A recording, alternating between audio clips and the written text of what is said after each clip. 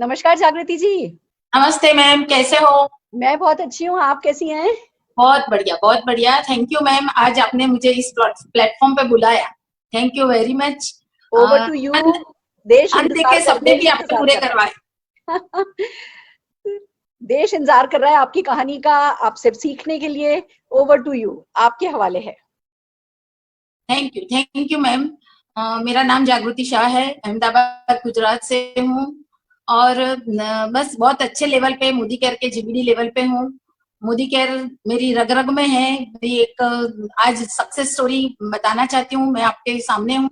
सबसे पहले आज मैं शत शत नमन करना चाहती हूँ। आज फादर्स डे है, तो मेरे जो जन्मदाता मेरे पिताजी थे, वो जिन्होंने पाल पोष कर बड़ा करा, वो मेरे चाचा जी। और जो मोदी केयर जिसके द्वारा मैं आज आप सबके सामने पहुंच रही हूँ, वो समीर मोदी जी, जो जब भी कंधे पे हाथ रखते हैं और एहसास करवाते हैं कि मैं आपके पीछे खड़ा हूँ, आप आगे आगे जाते जाओ, मैं आपको आपके साथ हर मोड़ पे आपके साथ खड़ा हूँ। और वो एहसास दिलाने के लिए उन सब तीनों को मेरा शत शत नमन।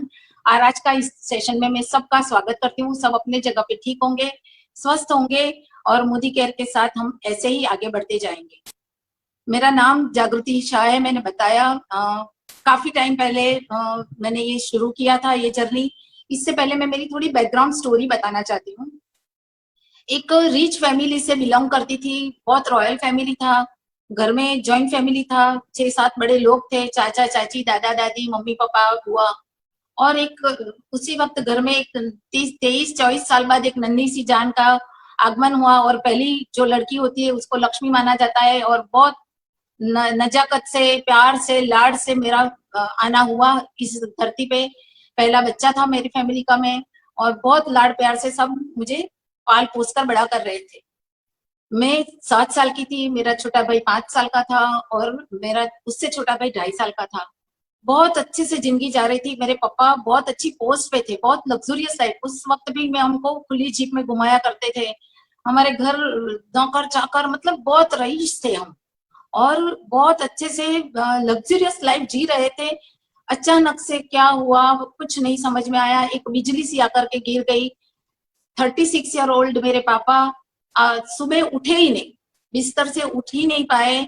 और बस वहीं से हम सबको लगा कि बस खत्म हो गए, क्योंकि मम्मी 32 ईयर्स ओल्ड थी, पापा 36 ईयर्स ओल्ड थे।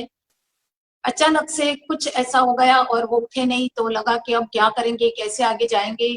मम्मी अनपढ़ थी, लेकिन जॉइंट फैमिली थे, चाचा ने बहुत अच्छे से पाला है। और उन्होंने इतना इतना हमको जरा भी दिक्कत नहीं होने दी कि आपके पापा नहीं है। हम तीनों भाई बहनों को इतने अच्छे से बड़ा किया, अच्छे से संस्कार दिए। बड़ा तो किया, लेकिन संस्कार बहुत अच्छे दिए कि कोई भी समय पे, कोई भी जगह पे आप कितनी भी मुश्किलें आए, टिक कर रह सकते हो। ईमानदारी नहीं छोड़ना है, झूठ नहीं बोलना है, मतलब अच्छे संस्कार बहुत अच्छे दिए हैं, जो आज भी हम उनकी वो बातों को महसूस कर रहे हैं और हमारे जीवन में उतार रहे हैं। बस ऐसे ही वक्त होता चला गया, और धीरे धीरे दादा दादी की डेथ होती गई। मम्मी को लगा कि हम कहीं बोझ बन रहे हैं, शायद उनके ऊपर हम 4 लोग हैं। तो मम्मी को लगा कि जो भी देखा होगा फैसला ले लेते हैं, कुछ अलग हो जाए। और बड़े से फ्लैट में से, लग्जरियस लाइफ में से हम शिफ्ट हो गए एक चौल जैसे, चौल का घर था। और मतलब बहुत जो कभी देखा नहीं था, ऐसी दिक्कतें वाले घर, किराए घर के 1 रूम के घर में हम आकर के बसने लगे। अब तीनों भाई बहन पढ़ रहे थे, तीनों की पढ़ाई चलती थी, इनकम जीरो थी। लेकिन मेरी मम्मी के पास शायद पढ़ाई नहीं थी, लेकिन सूझ थी, अपने खुद का डेडिकेशन का था कि मेरे बच्चों को मुझे बड़ा करना है, और मैं कुछ भी कर लूंगी, पता नहीं था कि क्या करूंगी। धीरे धीरे मैंने कॉलेज जाना, सुबह में कॉलेज जाना, दोपहर में नौकरी करना, रात को पार्ट टाइम कुछ काम कर लेना, मेरे दोनों भाइयों भी पढ़ाई के साथ काम करना। मम्मी घर पे खाखरा बनाती थी, साड़ी के फॉल लगाते थे। ऐसे ऐसे करके जिंदगी जा रही थी। अब एकदम लग्जरियस लाइफ में से नीचे आ गए थे। और दूसरी तरफ मेरा जो फ्रेंड सर्कल था, बहुत रिच था। बहुत, उस वक्त के हाईकोर्ट जज के बेटे थे, सबके पास गाड़ियां थी। हमारी क्लब लाइफ, शाम को हम रोज जाते थे, क्लब में बैठते थे, फ्राइडे फर्स्ट शो पिक्चर देखा करते थे। तो बाहर की लाइफ बहुत रिच।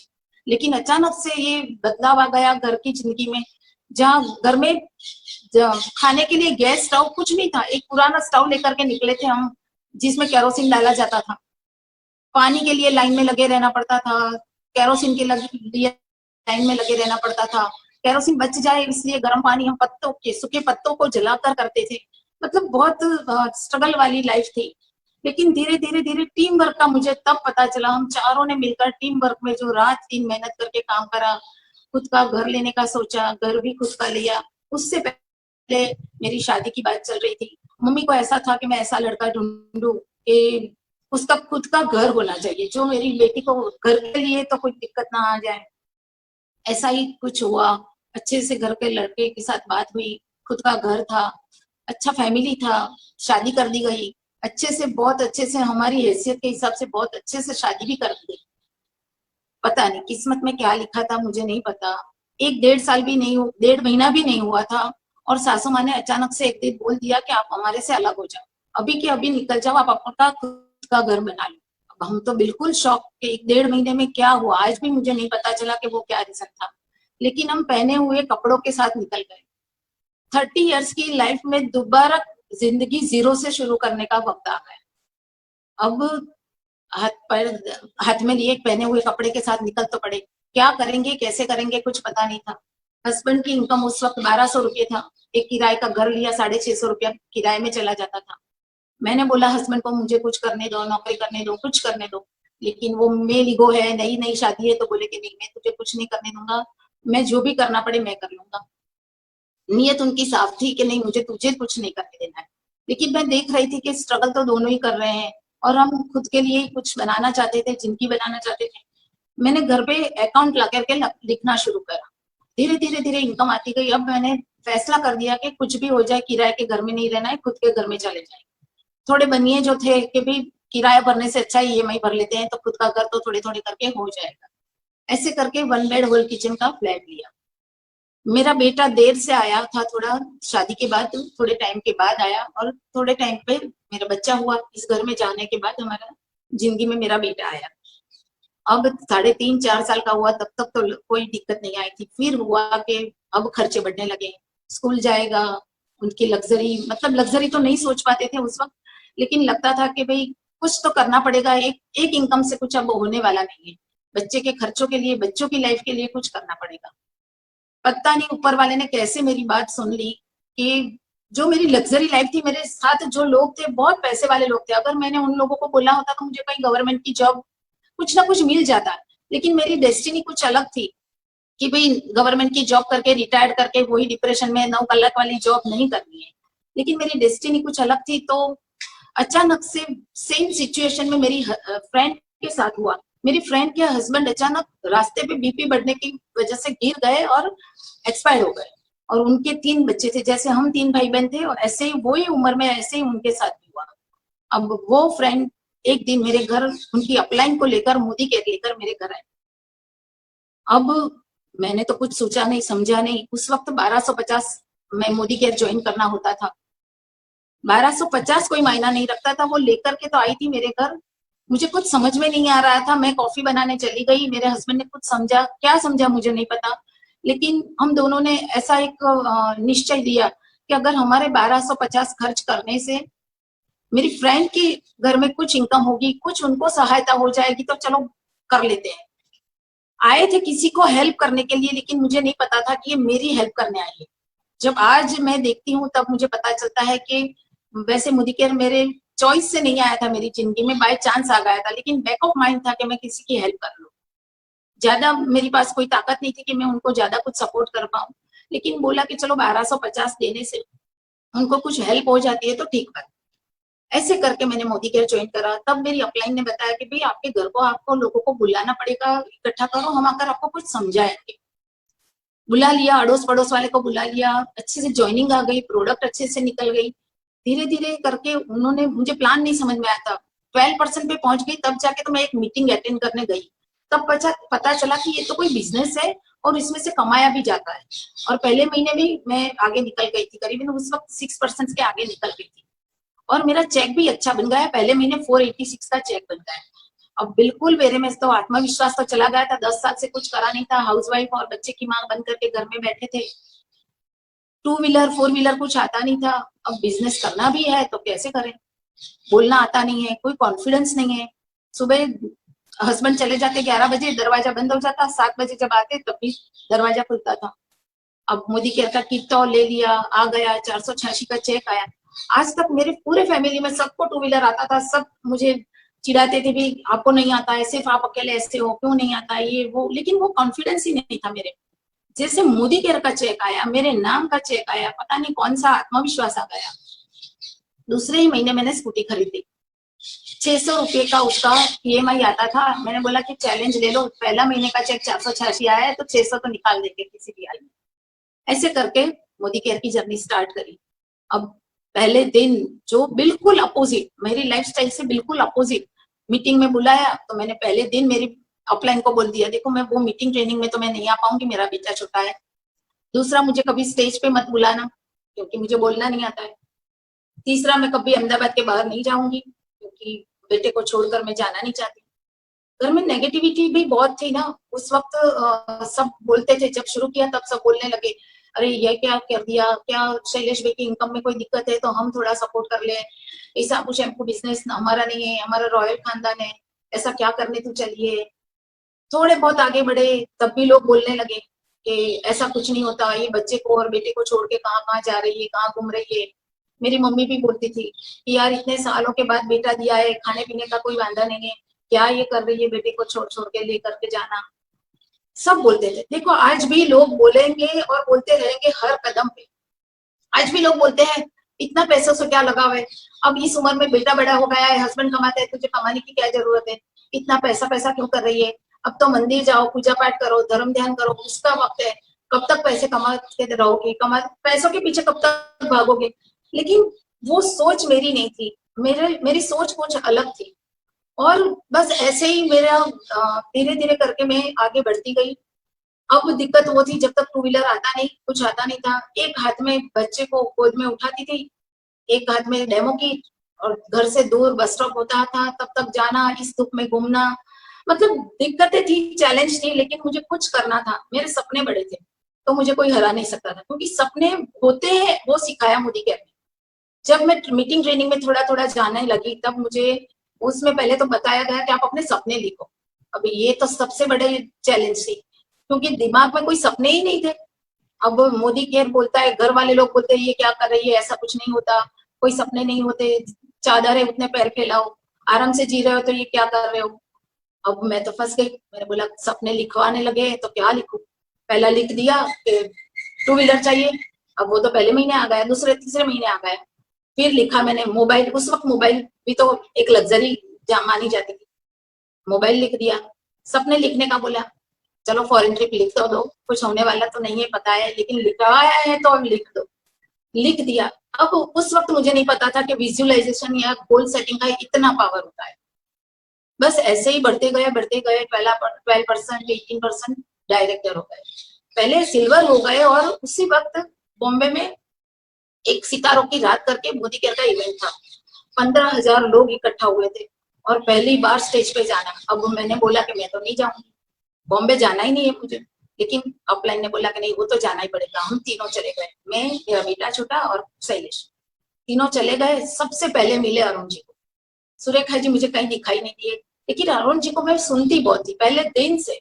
मैं पहले दिन से अरुण जी को बहुत सुनती थी, उनकी कैसेट सुना करती थी, उनको कहीं ना कहीं से सुन लिया करती थी मैं।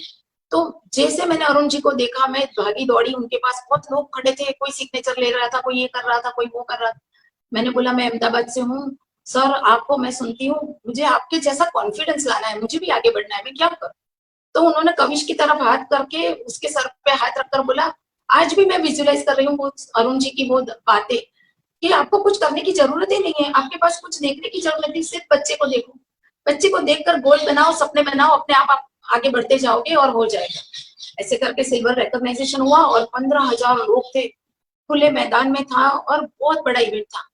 अब वो लग्जरी का लहू जो चख गया, अब पीछे नहीं मुड़ना है। अब सपने बना लिए थे फॉरेन ट्रिप जाने का, कभी फ्लाइट में बैठ पाऊंगी वो नहीं सोचा था। विजुअलाइजेशन का पावर कुछ वर्क करता है वो पता चला, क्योंकि मैं जब मोदी केयर में नहीं आई थी ना, तब गुजरात में एक मैगजीन आता था, उसमें राज ट्रेवल्स करके उसकी एड आया करती थी, जो फॉरेन ट्रिप ले जाते थे, वो ट्रेवल्स वाले फॉरेन ट्रिप ले जाते थे सबको। तो उनकी जो एड आती थी ना, वो मैं हर रोज पढ़ती थी। थाईलैंड, सिंगापुर, यूएसए, ऑस्ट्रेलिया, जाना कब होगा वो नहीं पता था, लेकिन पढ़ती थी, तब वो विजुअलाइजेशन या वो सबकॉन्शियस माइंड में घुस गया होगा। जब मैंने फॉरेन ट्रिप का ड्रीम लिखा, और एक उस वक्त था डायरेक्टर बनकर 6 महीना, और फिर आपको फॉरेन ट्रिप फ्री में मिल जाती थी, तो बस उसी को गोल बना लिया। 5 महीने हो गए, 6 मंथ आ गया, जनवरी में मेरा 6 मंथ आया स्टार डायरेक्टर का खत्म होने का, और 4 दिन बचे थे लास्ट मंथ के, लास्ट 4 दिन, और 26 जनवरी को भूकंप आया, पूरा गुजरात तहस नहस। और अब 23,000 भी बाकी थे, अब कैसे करेंगे, 4 दिन बाकी है। लेकिन फॉरेन ट्रिप का जो जुनून था, आज भी मुझे याद नहीं, मैंने 30 तारीख को जाकर एमएससी में या कहीं से कैसे भी बिलिंग करवाई, और मेरी फॉरेन ट्रिप हो गई। अब दूसरा मैं एक एग्जांपल दूं कि विजुअलाइजेशन का क्या पावर है। कहो ना प्यार है मूवी आई थी, उसमें सबसे पहला सीन जो बताया गया था ना, वो बीच बहुत बढ़िया था। अगर मैंने उसी वक्त जब पिक्चर थिएटर में देख रही थी ना, तभी ठान लिया था कि अगर ये फोटोग्राफी नहीं है और सही में ऐसा कोई बीच है, तो मैं वहां जाऊंगी कभी भी। और बताओ कि मेरी फॉरेन ट्रिप पहली बैंकॉक बताया थी, और बताया अब वही बीच मोदी केयर लेकर के गया। तब से मुझे मेरे सपनों पे, मेरे विजुअलाइजेशन पे, मेरे सबकॉन्शियस माइंड पे विश्वास आना शुरू हो गया। और बस पहली फॉरेन ट्रिप हो गई, बच्चे को छोड़कर जाना था क्योंकि उस वक्त बच्चे अलाउ नहीं थे, तो बच्चे को छोड़कर भी गए और फॉरेन ट्रिप अटेंड करके आ गए। अब बड़ा सपना देखना वहीं से सीखा। समीर मोदी जी ने अपने साथ बहुत डांस करवाया था उस वक्त, हाथ पकड़ करके, तो बस वहीं से खुल गए सपने। अब उस वक्त ये सपने बहुत बड़े लगते थे कि चलो हम एक ऐसा सपना बनाएं कि कभी मोदी केयर के जरिए कहीं पर भी फॉरेन ट्रिप में जाएंगे, तो ब्रेकफास्ट एक अलग कंट्री में करेंगे, लंच अलग कंट्री में होगा, और डिनर अलग कंट्री में होगा। अब वो सपना तो लिख दिया था, लेकिन वो अभी जाके पूरा हुआ जब लास्ट ईयर में ऑस्ट्रेलिया जाकर आई, तो वही सपना पूरा हो गया। सुबह में सिडनी से ब्रेकफास्ट करके निकले, कोलमपुर में लंच किया, और इंडिया में डिनर करा। तो मेरे सपनों पे मुझे अब बहुत विश्वास होने लगा था।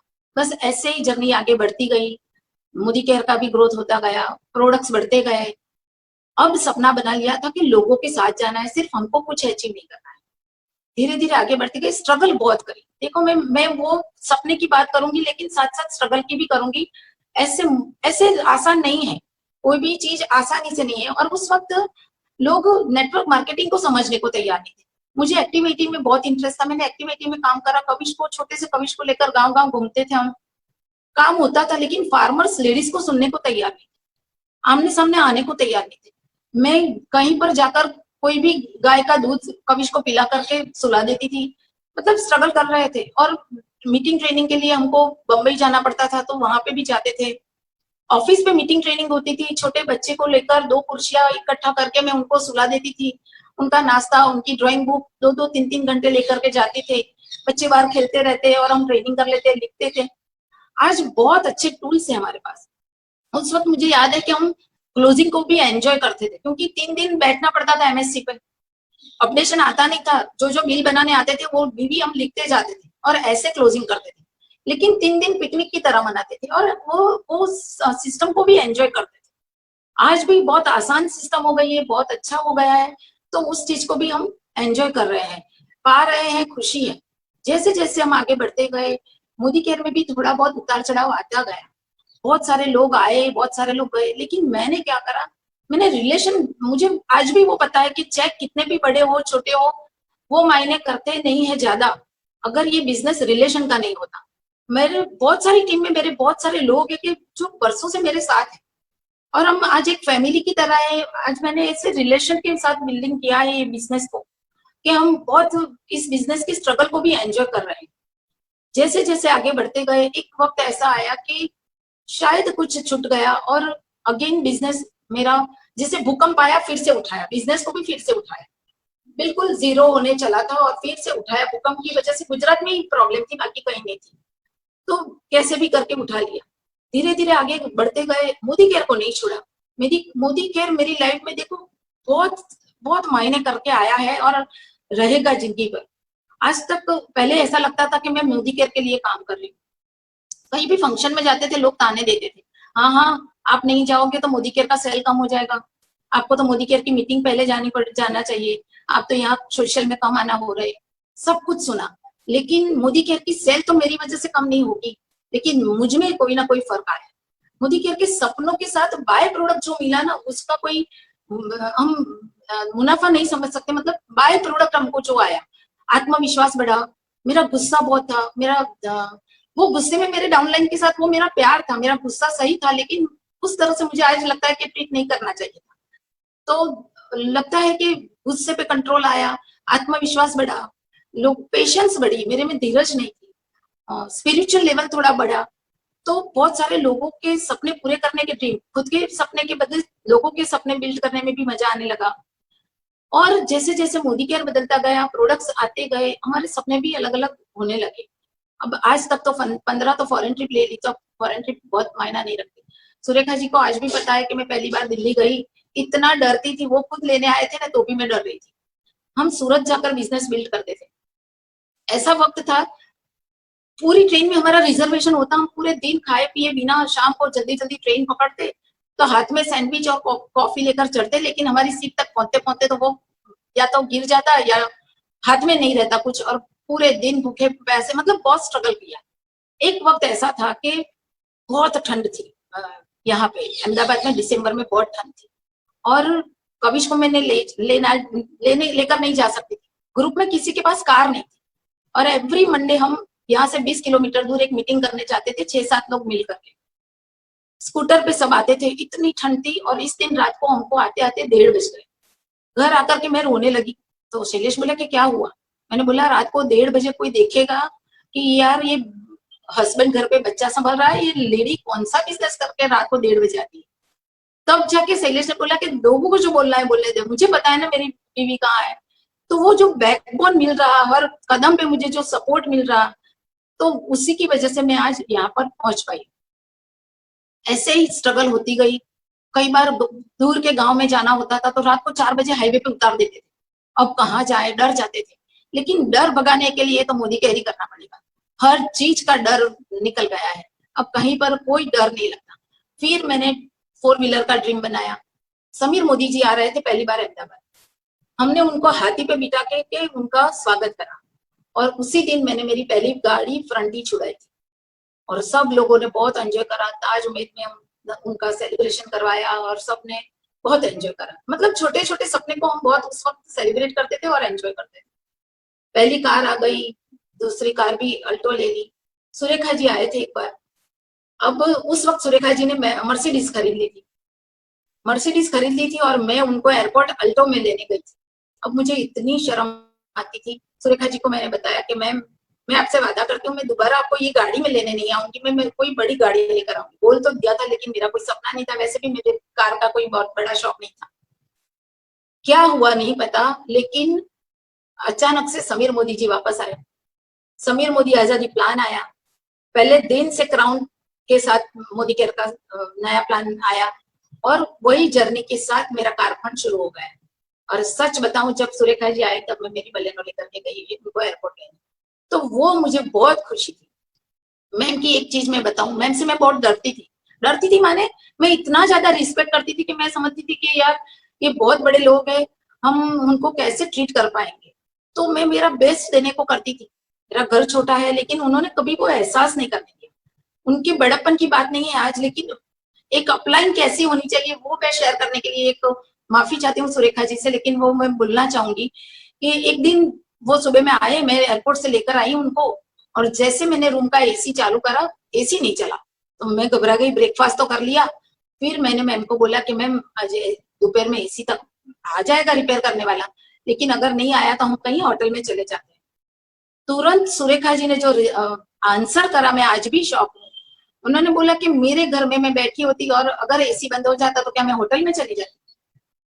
तब जाके मैं इतनी रिलैक्स हो गई और प्राउड फील कर रही हूँ कि आज वो मेरे साथ है। मतलब ऐसी अपलाइन बनना बहुत जरूरी है, इतने डाउन टू अर्थ होना, और उन्होंने जो हौसला दिलाया है। नो डाउट वो मेरा पुल एंड पुश दोनों है, मैं बीच में हूँ, मेरे पुल भी वो है, मुझे खींचते भी वो है, धक्का भी वही देते हैं। लेकिन उन्होंने जो भी मेरे लिए किया है, तभी जाके मैं आज आपके सामने बोलने के काबिल हो पा रही हूँ।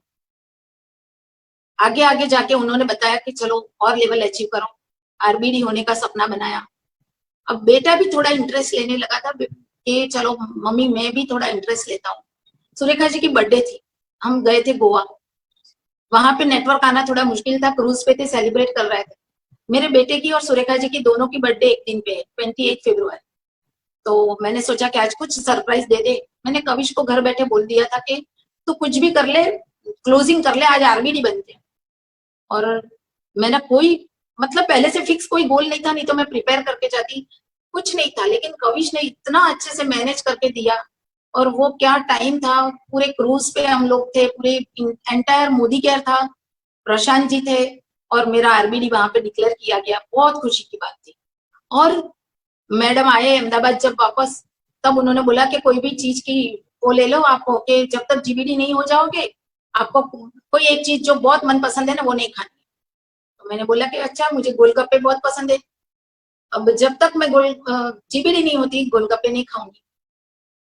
चलो आए सुरेखा जी, उन्होंने ये तो दे तो दिया, लेकिन दूर दूर तक मुझे नहीं दिखाई देता था कि जीबीडी हो पाऊं।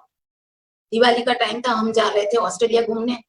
31 अगले दिन 2 तारीख को जा रहे थे, 31 को मतलब 20-25 तारीख से हमने तय कर दिया कि जीबीडी करना है। और जादू चल गया और मैं जीबीडी हो गई। दूसरे ही दिन मैं चली गई ऑस्ट्रेलिया घूमने के लिए। अब पैसिव इनकम वहीं से आती है, वो भी एहसास कर लिया। 1 महीना कुछ भी काम नहीं करा ना, तब भी मोदी केयर की इनकम आई। बस वही जर्नी चलती रही और बहुत अच्छे से सब कुछ अचीव करते रहे। बहुत सारे टीम को, अब बहुत सारे लोगों को अचीव करवाते रहे। हमारे सपने बदलते गए, सपने पूरे होते गए। अब लगता है कि बस हमारे सपने नहीं है, लोगों के सपने पूरे करने हैं। अभी हम बाली गए थे, मैडम को याद होगा कि हमारी होटल के पास में ही ओरिफ्लेम का शोरूम था। जब भी देखते हैं ओरिफ्लेम और हर्बल लाइफ के पूरे पोस्टर लगे थे। अब सोच रहे थे कि बस यहाँ पे मोदी केयर लिखा हुआ है, वही उड़ान भरनी है। जब भी मतलब बारिश बहुत आती है ना, तो बारिश के साथ बादल भी आते हैं, बिजली भी आती है, छोटे मोटे बर्ड्स जो होते हैं घोंसले में घुस जाते हैं, लेकिन जो बाज है वो ऊपर उड़ान भरता है। उनको ना बारिश की असर होती है, ना बादलों की असर होती है, ना बिजली की होती है। तो मोदी केयर कोरोना की बारिश में ऐसा बाज बन के निकला है कि बस वो छा जाएंगे, हम पूरे दुनिया पे राज करेंगे। सुरेखा जी बोलते हैं कि हम 7P Modi care, why Modi care में 7P है। मैं हमेशा बोलती हूँ मैं तो 8P पे चलती हूँ। बड़ी ड्रीमर तो हूँ, सपने तो बड़े हैं। तो 8वीं इनकम हमारी पाउंड में होगी मैडम, और वो मुझे बहुत विश्वास है कि हम यहाँ बैठे बैठे गोरे लोगों पे राज करेंगे, पाउंड में इनकम करेंगे, डॉलर में करेंगे। और बस फॉर्च्यून 500 पे तो बहुत छोटी बात है। कल रात को मैं देख रही थी बाबा रामदेव को, उन्होंने बोला कि यूथ के लिए कुछ मैसेज दो। तो उन्होंने बोला कि यूथ को बताओ कि कभी छोटा मत सोचे, आने वाले 50 साल का सोच कर आओ। मैं कविश और निशान दोनों को बोल रही हूँ कि आने वाले 50 साल में आपको कहाँ जाओगे वो देखकर आओ। बहुत बड़ा, जहां तक सोच नहीं पाओगे ना, वहां बड़ा सपना लेकर आओ, क्योंकि समीर मोदी जी हमारे साथ हैं और हम सब ये सपने पूरे करना चाहते हैं। बस बहुत सारी चीजें थी कि बोल, बहुत सारे लोगों ने बताया कि आपका नेचर कभी नहीं बदल सकता, प्राण और प्रकृति साथ में ही जाता है।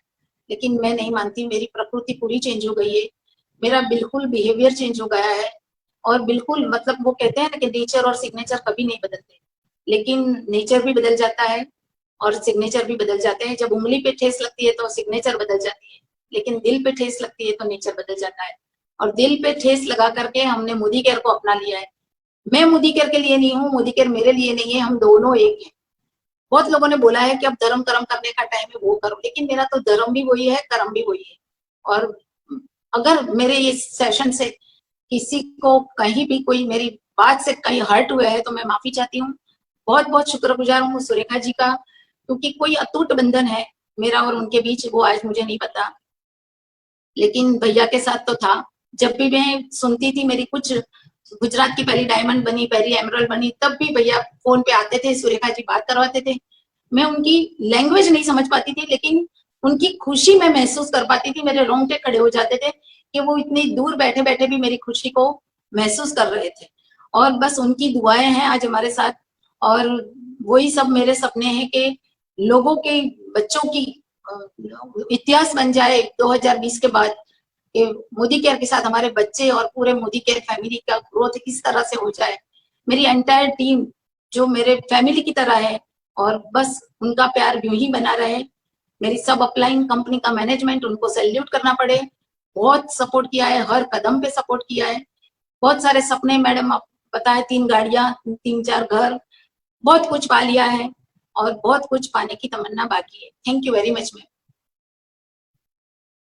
कविश को सुनना चाहेंगे हम, कविश को। हाँ, मैं आपसे वही रिक्वेस्ट करने वाली थी कि मैम आप इजाजत दो तो 10 मिनट 5 मिनट हाँ, कविश कुछ कहना चाहता है। डेफिनेटली, हम वही तो देखो ताकत है। अरुण जी ने जिसके सिर पर हाथ रख के कहा था ना कि इसको आंखों के सामने रख लो, आपने नो डाउट बहुत कुछ पाया। 4 घर, 3 गाड़ियां, 15 फॉरेन ट्रिप, और ये जो पीछे से मोरों की आवाज, कोयल की आवाज आ रही है ना, मुझे वो घर पता है आपका, जिस घर में बैठ करके अभी आप ये बातचीत कर रही हो। आपने बहुत कुछ पाया, और जो आपकी सबसे बड़ी एसेट है ना, वो कविश है।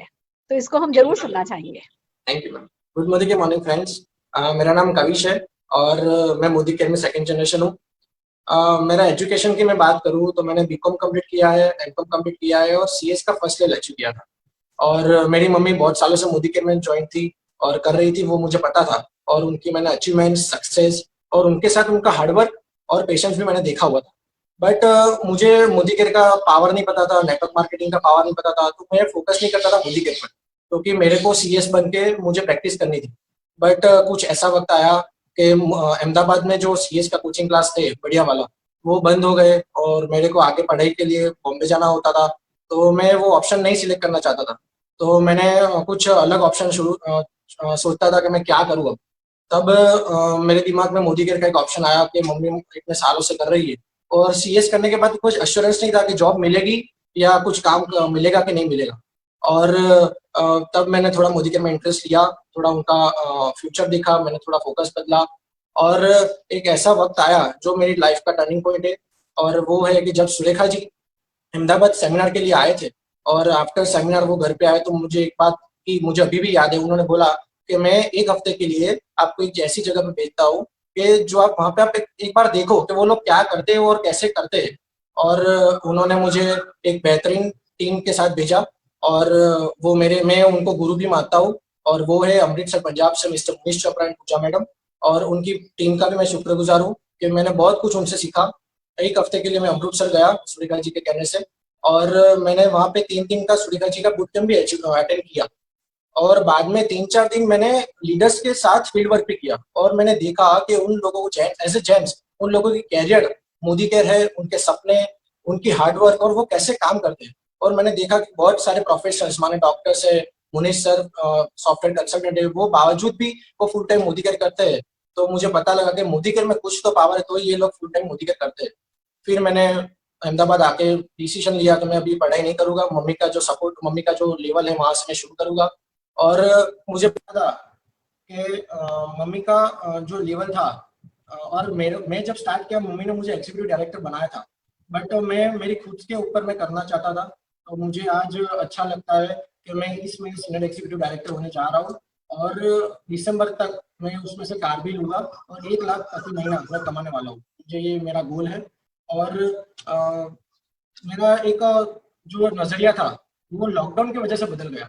मैं जब पहले मेरे फ्रेंड्स को, मेरे होम सर्कल के मैं जाता था, तो मैं बताता था मोदी के लिए, बट उनके पास शायद कोई टाइम नहीं था या उनका कुछ लक नहीं था सुनने के लिए। बट इस लॉकडाउन में बहुत सारे लोगों की जॉब चली गई, बहुत सारे लोगों की सैलरी कट हुई, बहुत सारे लोगों को बिजनेस डाउन हुए। तब मुझे लगा कि सब लोगों को अपॉर्चुनिटी की जरूरत है। तो ये मैंने लॉकडाउन में ऐसे लोगों को करीबन मेरी टीम में जुड़ा है, उनके सपने मैंने दिखाए, सपने पूरे करने की मैंने गारंटी ली है, और बहुत अच्छा काम किया है। और मैं विश्वास, मेरा एक गोल है कि दिसंबर तक मेरे अंडर में 10 लोगों को 10,000 पर मंथ में कमाने के लिए मदद करूंगा। और thank you very much Sameer Modi sir, जो उन्होंने विश्वास दिया कि आप ये ऐसे यंग जनरेशन भी आप Modi care network marketing company में भी कैरियर कर सकते हो। Thanks to Modi care, thanks to my parents. जब मम्मी ने शुरुआत की थी तब स्कूटी से या बस से शुरुआत की थी, बट जब मैंने मोदी केयर ज्वाइन किया तब मैंने बलेनो से शुरू किया, और बलेनो में से मैं डेमो करने जा रहा हूँ अभी। Thank you very much my lovely team, and thanks to Nishant भैया, और थैंक्स टू सुरेखा मैम। मैं सुरेखा मैम का शुक्रगुजार करना चाहता हूँ, और मेरे पास उनके लिए वर्ड्स नहीं है, क्योंकि उन्होंने जो मुझे रास्ता बताया, मेरे भी कितने भी प्रॉब्लम्स आए, मुझे कुछ सजेशन की जरूरत है, तो भी उन्होंने कोई भी दिन ऐसा नहीं है कि कुछ मना किया, ऐसा कुछ बिहेव किया, बट हर पल मुझे एहसास किया कि मैं आपके साथ हूँ, आप काम करो। So thank you very much ma'am, Surekha ma'am. और मैं एक यंग जनरेशन को एक कहना चाहता हूँ कि हम ऐसी एक मूवमेंट चलाए कि फाइनेंशियल फ्रीडम इंडिया में लाए। So thank you very much ma'am, thank you. Wow wow wow, amazing Kavish. एक तो तुम बहुत स्मार्ट लग रहे हो। लॉकडाउन का दुनिया पे जो भी असर है, लॉकडाउन का असर तुम्हारे पे, कैन यू हियर मी? तुम मुझे सुन सकते हो? आप लोग मुझे सुन पा रहे हैं? नहीं सुन पा रहे। बाकी से पूछो। हाँ जी, आ रही है? Can you? हाँ, मैं आपको सुन सकती हूँ, आप मुझे सुन सकते हो? आपकी आवाज नहीं आ रही है। फैंटास्टिक। आप ऐसा ऐसा है ना। एक तो बहुत अच्छा लॉकडाउन का पॉजिटिव इफेक्ट आप पर आया है। बहुत कविश स्मार्ट दिख रहे हो, बहुत अच्छी बातचीत करते हो। और जो भी है, आज मैंने जो जागृति बहन को सुना है ना, रोए खड़े हो गए। जो आपकी सफलता है, जो आपका संघर्ष है, और जहां से आप जहां तक आए हो, वो दिल छू लेने वाला है। आज आपने रुला दिया। आपका सारा स्ट्रगल मैंने अपने अंदर महसूस किया है। आप जिस जूते में आपका पैर हमेशा से रहा है, उसी जूते में मेरा पैर रहा है। पर जितने प्यार से, देखो, डाउनलाइन के साथ तो प्यार से बहुत रिश्ता फिर भी लोग निभा लेते हैं, पर अपलाइन के साथ साथ इतना प्यारा रिश्ता निभाना, ये बहुत बहुत बहुत बड़ी बात होती है। और जो आप ये बता रहे हो ना कि आपका घर, आपके घर पे एसी, मुझे कभी दिखाई नहीं। मुझे कभी एसी, कभी नॉन एसी, मुझे याद नहीं। मैं अहमदाबाद गई हूँ तो कभी किसी होटल में ठहरी हूँ। और मुझे तो आपका घर हमेशा महल जैसा ही लगा है, क्योंकि उसमें जो आप लोग रहते हो ना, घर जो है वो रहने वालों से बनता है, रहने वालों की सोच से बनता है। वो लोग जो प्यार देना और प्यार लेना जानते हैं, उस प्यार से बनता है। और आपने कभी प्यार देने और प्यार लेने में कोई कमी नहीं करी है, और यही आपकी सबसे बड़ी ताकत है। आप अपने सारे नेटवर्क को बहुत प्यार से, वैल्यूज के साथ, आपने कभी कोई शॉर्टकट नहीं लिया, कभी किसी को हर्ट नहीं किया, और सिंपलिसिटी के साथ आप लोग अपना बिजनेस करते चले गए। पर एक बात जितने भी लोग सुन रहे हैं उनको बताना चाहती हूँ कि ये जो जागृति बहन है, जो एक साड़ी पहन के सिंपल सी आपके सामने आकर के बैठी और सादगी से अपने परिवार के बारे में बताती गई, बताती गई, बताती गई, ये जो सादा जीवन, उच्च विचार अगर किसी पे सूट करता है ना, तो वो जागृति जी और शैलेश जी पर सूट करता है। ये लोग एक तरफ बहुत सादा जीवन जीते हैं, तो दूसरी तरफ इनकी जो सोच हर मामले में, एक तरफ वैल्यूज के मामले में, दूसरी तरफ पैसे से पैसा कैसे बनाया जा सकता है, पैसे को बचाया कैसे जाता है। जैसे कहते हैं ना, गुज्जू लोग समझदार होते हैं, ये उतने ही समझदार हैं। इनका फाइनेंशियल मैनेजमेंट बहुत अच्छा है, और यही है कि कारण है कि ये मोदी केयर को इतनी सीरियसली कर भी पा रहे हैं, और उसी पैसे से 4 घर खरीद लेना मायने रखता है। मैंने भी अभी तक 4 घर नहीं खरीदे हैं, और अगर इन्होंने 4 घर खरीदे हैं तो ये इनकी समझदारी का पूरा पूरा सबूत है। और अगर आपको देखना हो ना इन लोगों को, तो इन्हें फॉरेन ट्रिप्स पर देखिए। इनको पूरे परिवार को फॉरेन ट्रिप जाने का बहुत शौक है। एक तरफ मोदी केयर जो साल के 2 फॉरेन ट्रिप देता है, ये लोग वो हर साल एंजॉय करते हैं, तो दूसरा हर साल कम से कम 1 महीने के लिए कभी ऑस्ट्रेलिया, कभी अमेरिका, किसी ना किसी कंट्री में जाकर के अपने खर्चे से ही चले जाते हैं, भले जाकर के घूम फिर करके आते हैं, खूब सारी वहां की अच्छी अच्छी चीजें लेकर के आते हैं, बहुत सारी यादें लेकर के आते हैं, और कहते हैं ना, जिसे अपनी पसंद की जिंदगी जी रहे हैं। मुझे खुद को इनके साथ बहुत अच्छा लगता है। हम लेह लद्दाख साथ गए, हमारा भी, हम बाली इस समय हम साथ जाकर के आए, तो अदर देन मोदी केयर भी, कहते हैं ना, ये प्रूव कर रहे हैं कि जो मोदी केयर फॉरेन ट्रिप लेकर के जाता है वो तो ट्रेलर है, कि भैया मोदी केयर जब ले जाता है 6 दिन के लिए ले जाता है, 5 स्टार 7 स्टार होटल में ठहराता है, पर आप जब 5,000 4,000 लोगों के साथ जाते हो तो एक उसमें रूटीन में बंद करके जाते हो, खूब इंजॉय करते हो, बट फिर भी आप पूरा देश तो देख करके नहीं आ पाते हो। पर ये वो ट्रेलर देखते हैं और फिर उसके बाद जाते हैं और मूवी देख करके आते हैं, और ये काम वो लोग हर साल करते हैं। दोस्तों, इसको कहते हैं सच्ची सफलता, इसको कहते हैं सच्ची आजादी, और ये ही आजादी का बेस बनाने में मदद करता है मोदी केयर। जागृति बहन, मैं आपको सुनना चाहूंगी। आपने जो अरुण जी को प्यार दिया है, जो अरुण जी को आपने जो मतलब आपके नाम से ही ना उनके चेहरे पर हमेशा आखिरी सांस तक ना उनके चेहरे पर आपके नाम से एक मुस्कुराहट आ जाया करती थी।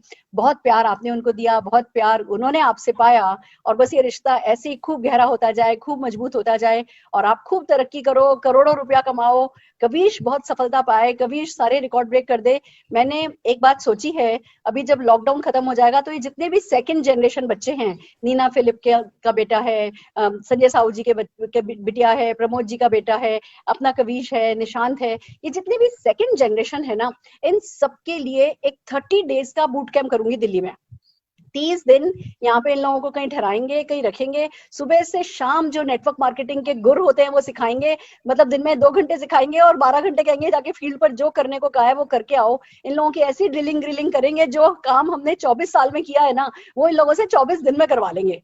और फिर वो कहते हैं ना, जब ये आग में तप करके कुंदन होकर के निखरेंगे, तो देखो इनको सफलता में इनका भरोसा बहुत है, इनको पता है सफलता मिलती है, सफलता इनके खून में है, नेटवर्क मार्केटिंग इनकी रग रग में घूमती है, मोदी केयर इनका खुदा है। अब जब जो फील्ड वर्क होता है, अगर हम इन लोगों से महीने भर बिल्कुल घस करके वो फील्ड वर्क करा देंगे ना, तो हमारे बच्चे फिर जब वो पौंड और डॉलर जब कमाने का टाइम आएगा ना, तो हमारे बच्चे सबको पीछे छोड़ देंगे, सारे रिकॉर्ड हर हाल में अच्छे से अच्छे बनाते चले जाएंगे। तो मेरी शुभकामनाएं हैं आपके लिए, और मैं डेफिनेटली चाहूंगी निशांत कुछ कहेगा आपके लिए। Hello ma'am, hi Kavish, thank you so much आपके प्रेजेंटेशन के लिए। फ्रेंड्स, मैं बता दूं मैं कौन हूं। मैं निशांत भार्गव हूँ, तीसरी जनरेशन हूँ नेटवर्क मार्केटिंग में। और जागृति मैम की एक बात ना, एक वो सेंटेंस बोलती है जो मेरे को बहुत पसंद है कि आत्मसम्मान से आत्मविश्वास से आत्मसम्मान तक की जर्नी उन्होंने तय करी मोदी केयर के थ्रू। एंड फ्रेंड्स, ये इतनी रिलेटेबल और इतनी प्यारी चीज है। हम सब में वो खुद में विश्वास कि हाँ हम कुछ कर सकते हैं वो होता है। हम सब के पेट में एक आग होती है जो जलती है, जो हमारे को मोटिवेट करती है कि हाँ सफलता पानी है, सफलता पानी चाहिए। बट अनफॉर्चुनेटली हमारा एनवायरनमेंट जो होता है वो हमारे को कभी कभार वो मौके नहीं देता। वो मौके नहीं देता कि जिन पन्नों पे हम हमारी जिंदगी लिख सके, जिंदगी का इतिहास बना सके, वो पन्ने ही नहीं देती जिंदगी। और मोदी केयर यही अपॉर्चुनिटी देती है। अगर आप एक ऐसे व्यक्ति हैं जो खुद में विश्वास रखते हैं, जो चाहते हैं कि आपकी जिंदगी में एक बदलाव आए, इम्प्रूव करे, तो वो ही प्लेटफॉर्म मोदी केयर है। और यही जागृति मैम की जो जर्नी है, जो उनकी सक्सेस है, ये प्रूव करती है।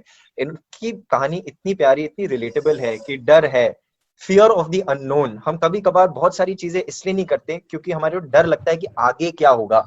हम पर्दे की दूसरी तरफ की चीजों से डरते हैं, और तभी जिंदगी जो जीते हैं वो थोड़ा सा सहम के, आराम से, बिना इनिशिएटिव लिए जीते हैं। यही चीज अगर आप इसको पार जाएं, इस डर के आगे मेहनत है, और मेहनत के आगे बहुत सारी जीत है जैसे कहा जाता है। अगर वो हम कर ले तो हर कोई सक्सेसफुल हो सकता है, हर कोई अपने सपने जी सकता है। एंड थैंक यू जागृति मैम एक एग्जाम्पल बनने के लिए इस चीज का। And thanks Kavish. हमारे पेरेंट्स के बारे में कुछ सिमिलैरिटीज हैं कि आए तो ये लुढ़कते फुलकते ही नेटवर्क मार्केटिंग में। आज जो भी इनकी सक्सेस है, जो भी जिस भी पकाम पे हैं, ये नेटवर्क मार्केटिंग चांस से ही आया था हर किसी की जिंदगी में। वो हम हैं कि मोदी केयर की वजह से ही मिली, बट एजुकेशन बहुत अच्छी मिली, जिंदगी में मौके बहुत अच्छे मिले। हमारे पेरेंट्स को मोदी केयर ने ग्रेट लीडर बनाया, तो हमारे में बहुत सारी लर्निंग्स आई। हम बाहर की जिंदगी में भी जॉब्स बहुत अच्छी कर सकते थे, एजुकेशन हमने ले ली है, बट वी हैव डिसाइडेड कि नेटवर्क मार्केटिंग हमारा लाइफ लॉन्ग करियर होगा। हम चॉइस से इस बिजनेस में हैं, and thanks for being a example for that. हम चॉइस से इस बिजनेस में हैं क्योंकि हमें पता है कि इसकी ग्रेटनेस क्या है। हम हमारे खुद के घर में एक्सपीरियंस करते हैं, शायद से इसलिए हमारे इस बिजनेस के अंदर इतना विश्वास है। तो फ्रेंड्स, जो आप अपने घर पे हैं, मेरे को पता है नेटवर्क मार्केटिंग कभी कभार नई चीज लगती है, बट सफलता के एग्जांपल्स हैं। इन्होंने तब चालू करा था तब नहीं थे, अब बहुत एग्जांपल्स हैं कि ये बिजनेस आपको फ्रॉम जीरो टू हीरो, और अगर बाय चांस ऑलरेडी हीरो हो ना, तो हीरो से सुपर हीरो बना सकता है। तो all the very best. Thank you once again ma'am. Thank you very much Nishant. Amazing. Jagriti बहन, मैं वो कभी नहीं भूलूंगी जो आप और मैं बस में बैठ करके नेटवर्किंग करने जाते थे, और हमारे बच्चों को सुलाने के लिए बीच में कंबल बिछा करके उस पे सुला लिया करते थे। तो जिसके साथ बस में बैठ करके अपने बच्चों को नीचे जमीन पर कंबल बिछा के सुलाया हो ना, उनकी छोटी गाड़ी भी ना बहुत बड़ी लगती है, बहुत खूबसूरत लगती है। तो आपकी तो कभी कोई चीज मुझे कम लगी नहीं है। पर एक बात मैं आज आपसे जरूर कहना चाहूंगी, आपकी स्टोरी का ना चप्पा चप्पा मुझे पता है, शब्द शब्द मुझे पता है, पर आज जैसे आपने अपनी स्टोरी बताई है ना, जैसे सारी की सारी नई स्टोरी, और ये जैसे सारी की सारी जागृति शाही बिल्कुल नहीं है। आज आपने कमाल कर दिया। आपके इस प्रेजेंटेशन से लाखों लोगों की जिंदगी बदलेगी। आज अभी हम इसको हमने रिकॉर्ड किया है, आज ये लाइव नहीं गया है, अभी हम इसको फेसबुक पर डालने वाले हैं, और फिर इस लिंक को हम सबको भेजेंगे। और जिसने भी इस लिंक को जिसने इस मीटिंग को शुरू से लेकर आखिर तक सुन लिया ना, वो इंसान अंदर तक से बदल जाएगा, अंदर तक से पाक पवित्र होकर के मोदी केयर में जुड़ जाएगा। इस स्टोरी को सुनाने के लिए, इस ढंग से सुनाने के लिए आपका बहुत बहुत शुक्रिया। और बस क्या कहूँ, आपसे बहुत सारा प्यार है, आपको बहुत बहुत नाज है आप पे। मैम, हाँ जी। एक चीज कहना भूल गई कि देखो, मैं मोदी केयर के सोशल मीडिया मुझे नहीं पता था। हाँ। लेकिन जब वुमेन्स डे आया तो रेडियो मिर्ची में हमारा इंटरव्यू लिया गया, तो वो भी एक नई देखा सपना अचीव कर लिया। हाँ। आज आपने जब बोला ना, तब मुझे सुबह से तो मेरा बीपी बढ़ गया था कि मैं क्या बोलूंगी, कैसे बोलूंगी, बोल पाऊंगी नहीं बोल पाऊंगी, लेकिन आपने जो पुश और पुल दोनों रखा है ना, उसकी वजह से आज ये सक्सेस हुआ, नहीं तो मैं नहीं बोल पाती। आपको पता है कि मैं कितनी डरपोक हूँ। और दूसरी चीज वो मैं कहना भूल गई कि मैं हर रोज निशांत को सुनती हूँ आंखें बंद करके, क्योंकि मुझे हर बार आज उन्होंने बिल्कुल रुला दिया, क्योंकि मुझे तो बिल्कुल अरुण जी दिखते हैं, वही स्पीच, वही आवाज, वही स्पीड उनकी बोलने की। अमेजिंग बच्चा मेरा, बहुत बहुत मुझे मतलब अब लगता नहीं है कि वही मैं विजुअलाइज कर रही हूँ, जब वो बोलना शुरू करता है मुझे अरुण जी दिखते हैं, क्योंकि बहुत मैं सुनती थी उनको और आज भी आंखें बंद करके उनको ही देख रही हूँ। और उसके लिए तो सुरेखा जी को मैं सॉरी ही बोलूंगी, हमेशा बोलती हूँ कि अरुण जी तो वैसे भी मेरे रोल मॉडल, मतलब मेरे सामने वही के वही मुझे तो दिखते हैं। थैंक यू निशांत बेटा, मैं हर रोज आपको बहुत अच्छे से सुनती हूँ और आपके जरिए मैं कविश के सपने बढ़ा देती हूँ। थैंक यू बेटा। Thank you, ma'am. Thank you so much. All the best, Kavish. Thank you, ma'am. Thank you, Kavish. All the very best. Thank you so very much, love you a lot friends. आपने देखा एक simple सी lady जिसके पास सिवाय सपने, सच तो ये है कि इनके पास सपने भी नहीं थे, इनको सपने देखना भी नहीं आता था। वो भी जब मोदी की ट्रेनिंग में अटेंड करने गई, किसी ने उनको बताया कि अपने सपने लिखो, तो सोच सोच के अपने सपने लिखे थे, पर फिर वो जो सपने लिख दिए थे उनको सीरियसली ले लिया, मोदी केयर को सीरियसली ले लिया और अपने बच्चे के लिए कुछ खास करने की ठान ली। तो आप देख सकते हो आज कहाँ पहुंच गए। अगर जागृति शाह जी कर सकती हैं, शैलेश शाह जी कर सकते हैं, कविश कर सकता है, तो दोस्तों हम सब कर सकते हैं, आप भी कर सकते हैं। कर लीजिए, दिल लगा लीजिए और जीत जाइए। All the very best.